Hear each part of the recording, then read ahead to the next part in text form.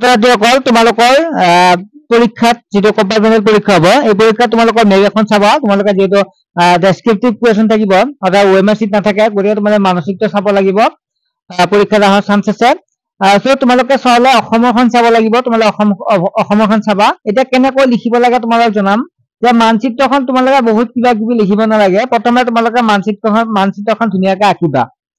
আঁকি কেনে তোমালোকক নাম বহুৱাব দিব নহয় সেই নাম কিটা তোমালোকে বহুৱাবা এনেদৰে যে নুমলীগড় বুলি কওঁতে নুমলীগড় তোমালোকে আইডিয়া কৰি ইয়াত নুমলীগড়টো তোমালোকে জানা ক'ত আছে বুলি ক'লে তোমালোকে তেনেকুৱা বহাবা দিছপুৰখন তোমালোকে মেপখন ভালদৰে চাবা চাই কেনে দিছপুৰখন ক'ত আছে তোমালোকে এনেকুৱাকৈ বহাবা বৰজাৰ তেনেকুৱাকৈ তোমালোকে চাবা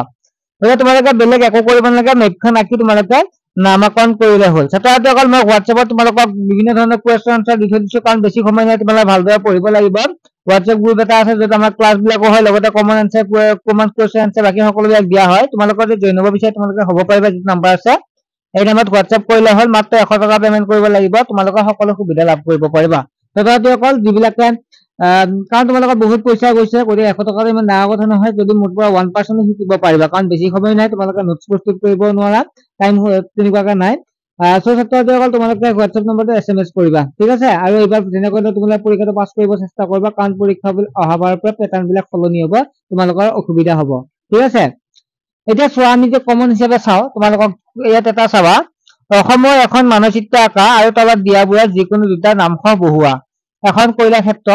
তোমালোকে কয়লা ক্ষেত্ৰবিলাকৰ বিষয়ে চাবা ক'ত ক'ত আছে ব্ৰহ্মপুত্ৰ দক্ষিণ পাৰৰ এখন ৰাষ্ট্ৰীয় উদ্যান তোমালোকে ৰাষ্ট্ৰীয় উদ্যানখন চাবা কাজিৰঙা যিহেতু বেছি নহয় 7খন ৰাষ্ট্ৰীয় উদ্যান কাজিৰঙা মানস ডিব্ৰু-চৈখোৱা নামেৰি হয় নহয় এখন তোমালোকে চাবা ওৰাং ওটা কোনখিনিত আছে তোমালোকে চাবা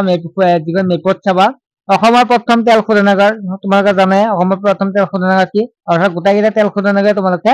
চাবা চাই কেনে ক'ত আছে তোমালোকে যিখন ভূচিত্ৰাৱলী তোমালোকে চাব পাৰিবা মোবাইলতো তোমালোকে সহায় ল'ব পাৰিবা মেপ বিলাক মাৰি কেনে ক'ত আছে চাব পাৰিবা তোমালোকে তেনেকুৱা নদীটো দিবা যেতিয়া ব্ৰহ্মপুত্ৰটো অসমৰ মেপখন অঁকা তাৰপিছত তোমালোকে উত্তৰ পাৰ দক্ষিণ পাৰ তেনেকুৱা নদীখন চাই যাবা তাৰপিছত তোমালোকে ইয়াত আছে অসমৰ এখন নস্কা আঁকি আঁকা আৰু তলত দিয়াবোৰ যিকোনো দুটা নামসহ বহুৱা তোমালোকে যদি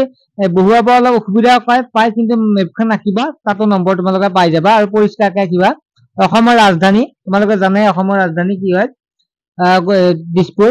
অসমৰ এটা নদীদ্বীপ অসমৰ এটা নদীদ্বীপ মাজুলী আৰু অসমৰ এখন ৰাষ্ট্ৰীয় উদ্যান আছে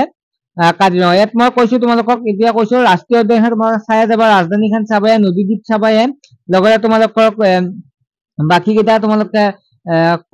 যিবিলাক কয়লা ক'ত কয়লা ক্ষেত্ৰ ক'ত আছে এইকেইটা চাবা তোমালোকে তাৰপিছত তোমালোকে চাবা তেল শোধনাগাৰ কেইটা ক'ত আছে এনেকুৱাকৈ তোমালোকে চাই যাবা আৰু মেপত যিখিনি নম্বৰ আছে তোমালোকে পাবলৈ সক্ষম হ'বা ঠিক আছে ছাত্ৰছাত্ৰীসকল নেক্সট তোমালোকক লগ পাম এটা ভিডিঅ'ৰ জৰিয়তে তোমালোকে চেনেলটো সাবস্ক্ৰাইব কৰি ৰাখিবা